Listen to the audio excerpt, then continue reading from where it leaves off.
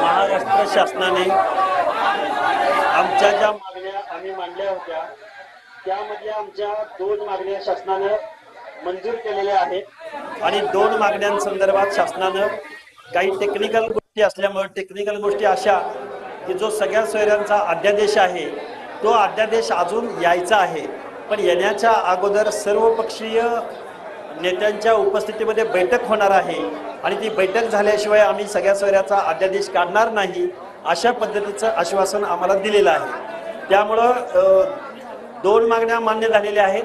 एक गोष्ट अजून घडायची आहे आणि तिसरी गोष्ट बोगस कुणबींच्या आमच्या ज्या हरकती आहेत शासनाच्या त्याच्यावरती आम्ही ऑब्जेक्शन घेतलेलं होतं, पण शासनानं आम्हाला सांगितलंय की खोटी कुणबी सर्टिफिकेट देणारे आणि घेणारे या दोघांवर आम्ही कारवाई करू असं आम्हाला मायबाप सरकारनं संविधानिक सरकारनं 12 करोड जनतेचं दायित्व आणि समत्वाची ममत्वाची भावना असणाऱ्या सरकारनं असं सांगितलंय की आम्ही बोगस सर्टिफिकेट घेणाऱ्याला आणि देणाऱ्याला आम्ही त्यांच्यावर कारवाई करू।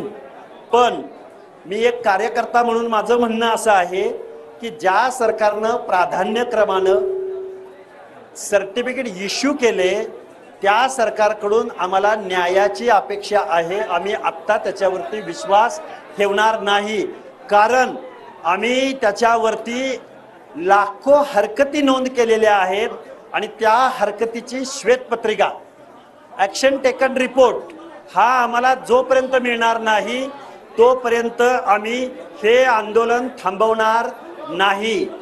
हे आंदोलन स्थगित झालेलं आहे। वरिष्ठ आणि आमच्या सर्व संयोजन समितीच्या म्हणण्यावरून आम्ही हे आंदोलन स्थगित केलंय, हे आंदोलन थांबवलेलं नाही।